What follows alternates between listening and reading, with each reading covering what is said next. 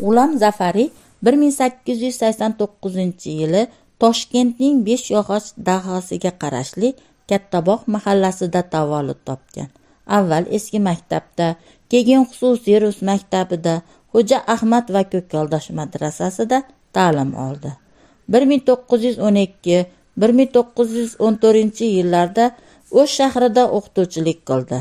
1914-yildan boshlab Toshkentdagi Abdulla Avloniy tomonidan tashkil etilgan Turon truppasida aktyor va dramaturg sifatida faoliyatini davom ettiradi. 1917-yildan Ishchilar dunyosi jurnali, shuningdek bilim yurtlarida faoliyat ko'rsatdi.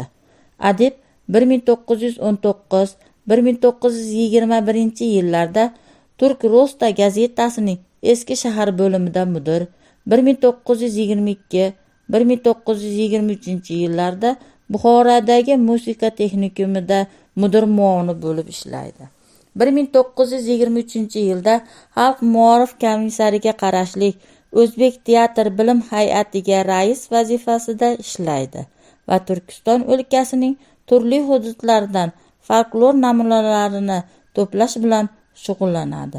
1925-yilda O'zbekiston ijtimoiy sho'rolar jumhuriyati bosh siyosiy ong bilim tarqatuv idorasi talabi bilan Termizga borib, musiqa bilim yurtida mudir bo'lib ishlaydi. G'ulom Zafariy Termizda 1927-yilgacha faoliyat ko'rsatdi. Shundan so'ng Toshkentga kelib, ijod bilan mashg'ul bo'ldi. Qo'qon, Andijon shahar teatrlarida adabiy emakdosh va rejissyor sifatida ish olib bordi. 1929-1931-yillarda u Samarqandda ochilgan musiqa institutida bo'lim mudiri, Kitoblar palatasida direktor lavozimida ishladi.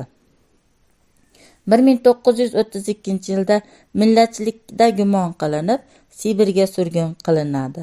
U Sibir ayozlarini yengib, 1935-yilda o'z yurtiga qaytib keladi. Adibni 1937-yilda xalq dushmani deb e'lon qilishadi va o'sha yili 29-oktyabrda ikkinchi bor qamoqqa olinadi. 1938-yil 4-dekabrda qatl etilgan.